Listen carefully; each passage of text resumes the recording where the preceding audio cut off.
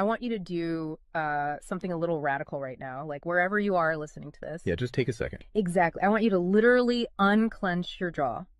Just let it go. Drop your shoulders. Most of us don't even realize we're tensing up, you know? Right. And look, I don't care if you just finished, a grueling 12-hour shift on the hospital ward, or if you just stepped off a loud, dusty job site. Or even if you're just mentally exhausted from staring at screens all day long. Leave it at the door. It's over. You are officially entering quiet mode. So just take a deep breath. That's the baseline we need for this. It really is. And now I want you to look at the phone sitting next to you, or maybe the smartwatch on your wrist. Every single time that screen lights up, every time it buzzes, it steals exactly 23 minutes of your life. Welcome to the deep dive. It really is a staggering number to confront when you put it like that. 23 minutes Yeah. from one buzz. Yeah, because we tend to measure interruptions in like the seconds it takes to glance at a screen, right? Whoa! We completely ignore the massive cognitive debt we incur the moment we look away from our deep work. And that cognitive debt, that is exactly the central target of our mission today. Okay, let's unpack this. We are exploring The Sovereign Architect's Guide by Chillstar 08. Specifically, episode 6, which is titled Deep Work Dynamo, How to Finish Your Week in 4 Hours. Right. And if you remember in our last deep dive, we talked about installing drawing those boundaries and reclaiming your personal space. But clearing the space is just step 1. It actually reveals a much deeper, much more intimidating problem. Yeah, the void. What are we actually supposed to be building in that silence we just fought for? Because if we don't have a blueprint, the noise of the world is just going to rush right back in to fill it. Oh, for sure. We have this natural horror of a vacuum. The second our schedule opens up even slightly, our instinct is to pack it with activity. We just have to be doing something constantly. Exactly. We are culturally conditioned to equate motion with progress. Yeah. But Chillstar 08 introduces a really brilliant distinction here. She talks about the trap of idling. I love this concept so much. Think about a car engine, right? Mm-hmm. The engine is running, the pistons are firing, it's burning through all this expensive fuel, making a ton of noise and vibration. But the car is in park. Yes, it isn't going anywhere, and that is what most of our daily quote-unquote busyness looks like. We feel incredibly productive because we are in constant motion. Right. You check a text message while you're sitting at a stoplight. Or you answer a quick email while walking from your car to the front door. You stare at a spreadsheet on your laptop while, your family dinner is sitting right in front of you, literally getting cold. And that right there is the illusion of productivity. You end your day feeling physically and mentally depleted because you were constantly doing something. So you didn't actually do anything that matters. Exactly. If you step back and evaluate your legacy, Mm-hmm. the deep, meaningful work, the art, the business strategy, the relationships. Right, the relationships that actually move your life forward.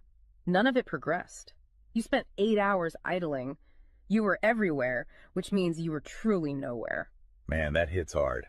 And this brings us back to that terrifying 23-minute statistic from the research she cites. I don't want to just gloss over this. No, we definitely shouldn't. Because understanding the mechanism behind it is crucial. Why does a 5-second distraction cost us almost half an hour? It basically comes down to how our prefrontal cortex manages working memory. Your brain is not a computer processor that can just run multiple applications in parallel. Right. We can't actually multitask. Exactly. When you are doing deep work, say writing a complex proposal, your brain loads this massive fragile web of context into your working memory. Like holding all the pieces of a puzzle in your hands at once. Yes. You are holding multiple variables, ideas, tones all at once.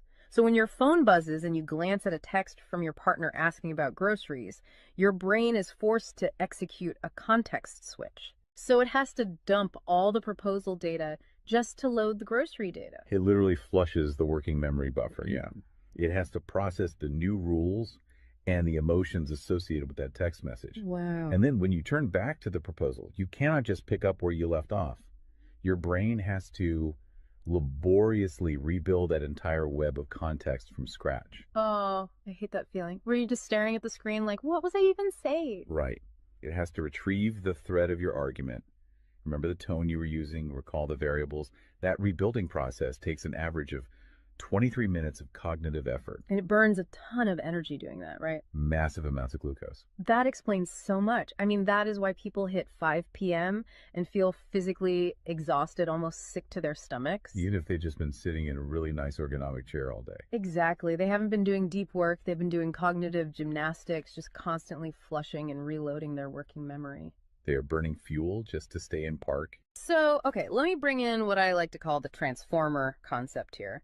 Because our focus is like an electrical grid. If you have, 50 browser tabs open, you are leaking energy as raw, unusable heat rather than concentrated light. That's a great way to look at it. So if we are all acting like our focus is this cheap renewable resource, how do we stop being what Chillstar 08 calls a subject to the pings of the world?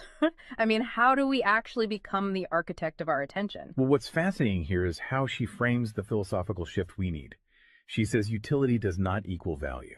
Oh, say that again. Utility does not equal value. Right. In the modern workforce, we have been completely conditioned to believe that being constantly available makes us valuable. Like if you answer a Slack message in 3 seconds, you're the hero. Exactly. You are praised as a good worker. Or if you jump on a Zoom call with like 5 minutes notice, you're a team player. But that is just utility. I mean, being highly available makes you a commodity. You're like a human router just passing information back and forth. And routers are easily replaced. True sovereignty, true value comes from being impactful. You simply cannot make a deep, lasting impact if your attention is constantly fractured by the agendas of other people. Yeah, when you operate like that human router, you are spending your finite, precious Mondays executing someone else's script. You're a subject to the pings of the world. Okay, so we know the biology of why this destroys our focus, and we understand the philosophical trap of, trying to be too available, but how do we actually fix the mechanics of our workday? We have to build the deep work dynamo. Right. So think of your attention like water pressure. If you poke 50 tiny holes in a garden hose, open browser tabs, email notifications, group chats. The water just trickles at the end. Exactly. You cannot wash a car with a trickle. You're just making the driveway wet. That's true. So the Dynamo Audit she lays out, it's about putting a high pressure nozzle on that hose. It narrows the opening to create a stream powerful enough to actually blast through the dirt. And the first step in that audit is auditing the physical environment itself. She calls it analyzing your signal to noise ratio. Okay, so visualize your workspace right now. She asks you to determine if it is a sanctuary or a transit hub. Let's be honest. Most of us are operating in transit hubs. A transit hub is a place of constant arrival and departure. People walking by, announcements over the loudspeaker, just a blur of motion. Yeah, and you can't build a legacy in a train station. But we need to push past the basic phones are distracting advice, right? Because our listeners already know that. Oh, absolutely. Chillstar 08's rule is much more brutal than that. She says if the phone is even sitting on your desk, even face down, it is acting as a parasite on your cognitive grid. A parasite, just by being in the room. The research supports this entirely, by the way. The mere presence of a smartphone in your visual field, even if it is completely powered off, measurably reduces your cognitive capacity. Because your brain is having to actively expend energy to ignore it, right? Exactly. It is running a background process that just keeps saying, don't check the phone, don't check the phone. That is energy being actively stolen from your primary task. So sovereignty literally begins the moment you physically remove the device from the room, put it in a drawer down the hall. Close the door. Make the physical environment quiet. But okay, let's say you've done that. That doesn't stop your own brain from creating internal noise, right? Like trying to juggle 5 projects at once. How do we fix the internal wiring? That brings us to the second pillar of the audit, which is the batch wiring rule. This directly addresses the danger of switching fatigue, which we touched on with that 23-minute penalty. Right, the cognitive glucose burn. Yeah. When we attempt to multitask, like writing a creative brief, then pausing to check inventory levels, then answering 3 customer service emails. And then trying to go back to the brief. Right. We are grinding our mental gears to dust. We are switching between entirely different cognitive states. Because creative writing uses a completely different part of the brain than calculating inventory, obviously. They require entirely different operating frequencies. So the batch wiring rule dictates that you must group similar tasks together based on their cognitive load. Okay. And you do not switch the current until that specific type of work is completely done. You do all your deep analytical thinking in one high voltage burst. And then you save all your reactive administrative stuff for a separate lower voltage block later in the day. Precisely. It's all about staying in one gear. Like if you are driving up a really steep hill, you don't constantly shift between first gear and fifth gear. You lock into the gear that provides the right torque and you just ride it out. That's a perfect analogy. But okay, here's where it gets really interesting. This leads to the third pillar of the audit, and this is where I actually need to seriously push back on the source material a bit. She calls this the zero access window. Ah, yes. This is usually where the resistance starts for people. Because it sounds impossible for a normal person. She says you cannot just plan to be focused, right? You have to legally schedule it. You have to lock in one sovereign hour. Yeah, 1 hour where you are legally dead to the outside world. No boss, no family, no, hey, do you have a second for a quick question? Just you and the blueprint. It's extreme, yes. But let's do a reality check here. I mean, I see how that works for a solo digital entrepreneur or a freelance writer, but what about someone whose literal job description is to be available? Right, like an IT support specialist. Or a floor manager, or a nurse on a ward, or even, a parent at home with a toddler. How do they justify just vanishing? It feels like this advice only applies to a very specific, privileged type of worker. That is the most common and, frankly, the most valid hurdle to this entire system. But we really have to look at how the principle scales, and we have to look at the internal psychology of the worker. Okay, walk me through that. First, let's address the context of Chillstar '08's own life. She is not some solitary monk living on a mountain. She is a wife, a mother, and a grandmother. Oh, wow. Okay. Yeah, and she runs a luxury travel agency and a digital marketing business. Her entire professional and personal life is built around communication and client management. She probably receives hundreds of legitimate demands on her attention every single day. So she is really in the thick of it. She isn't just speaking from some ivory tower. Far from it. She implements the zero access window because of those demands, not in spite of them. Now, for the IT manager or the nurse, obviously, you cannot vanish while on active duty if your role is acute response. Right. You can't ignore a burning server or a patient monitor. Exactly. But the principle applies to the deep work surrounding the active duty. The scheduling, the charting, the strategic planning. Even in highly reactive jobs, there is legacy work that gets pushed to the margins. That makes sense. And the challenge isn't just logistical, it is deeply psychological. It's the internal guilt, isn't it? Yes, exactly. People feel like bad employees or bad parents or bad partners when they set a hard boundary. Yeah. We tie our entire self-worth to our responsiveness. We think, if I am not instantly available, I am failing them. Man, that is so true. We feel guilty for taking an hour to ourselves. But setting a zero access window is not about neglecting your family or your team. It is about condensing your high level work into massive, high impact bursts of energy so that you can actually be present later. Wow. Okay. Consider the alternative. If you don't carve out that absolute focus, you end up giving your family or your team partial fractured attention for 12 hours straight. Exactly. You are physically at the dinner table, but mentally you are drafting an email. Or you are sitting on the floor playing with your kid, but you're checking a Slack notification over their shoulder. You are trading constant low quality availability for scheduled high quality presence. It is entirely about communicating boundaries to protect the quality of the time you do give people. You tell your team, look, I am going offline for 60 minutes to finish this crucial report. If the servers literally catch fire, call this specific emergency number. Otherwise, I will address all questions at 11:00 a.m. Right. You aren't vanishing to hide. You are vanishing to get the work done efficiently so you can actually live your life. Which brings us to the ultimate why behind this entire system. Because once you fight through that guilt, once you build this 4-hour fortress, you have to know what it is all for. It's not just about becoming a hyper-efficient robot. No, because if you use these tools just to do more of your boss's busy work or to take on 3 more stressful projects, you have entirely missed the point.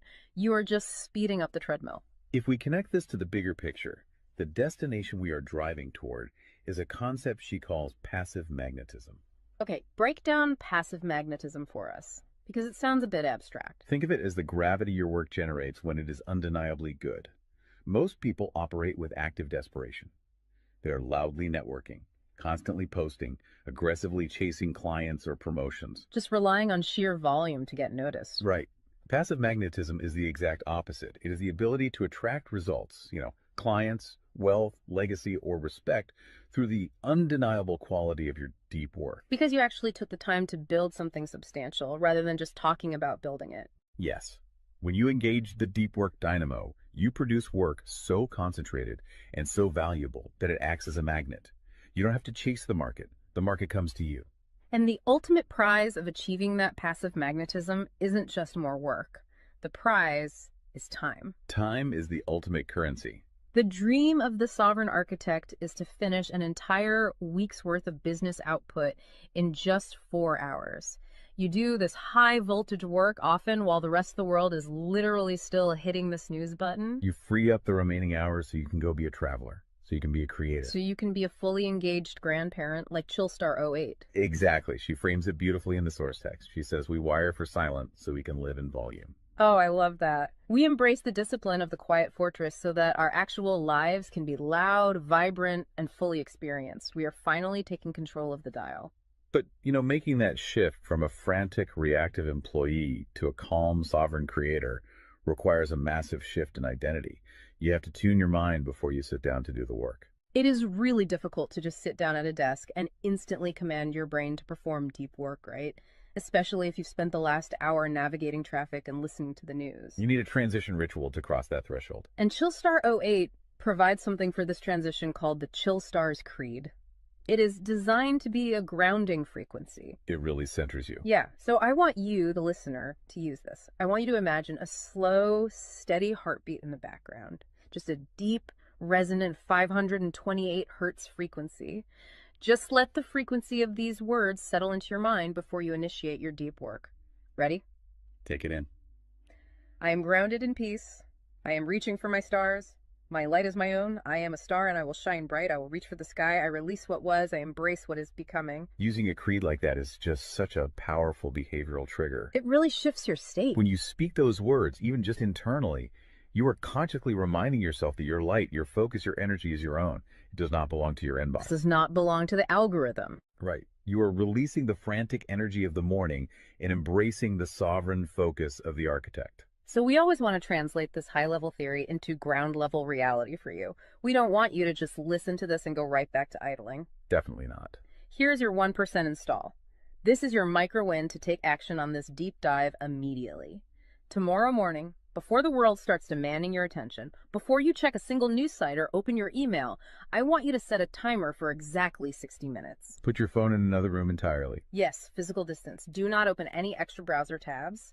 Pick one legacy task, just one, and flip the switch on your very first sovereign hour. And be prepared for it to feel incredibly uncomfortable at first.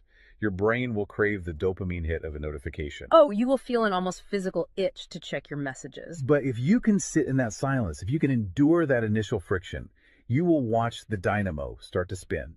You will enter that flow state, and the old blueprints of hustling and grinding will be completely burned away. And look, if you want the actual templates to automate this piece, the specific tools and step-by-step guides to build the system out completely and protect your location-independent freedom, you can join the Sovereign Fortress on the Chillstar 08 school community. All the blueprints are there waiting for you. They really are. As we wrap up this deep dive, I want to leave you with one final thought to explore on your own. We have spent this entire session talking about the mechanics of work. We've talked about condensing your week's output into just 4 hours of pure, undistracted focus. But if you actually achieve that, you're going to be faced with a beautiful, kind of terrifying question. What's that? Who are you going to become in the remaining 164 hours of your week? What if your true legacy has absolutely nothing to do with what you produce while you are busy, but entirely to do with who you are when you are finally completely silent? Wow. Unclench that jaw. Drop those shoulders. Step into the quiet. Go be great and flip the switch. We'll see you on the next deep dive.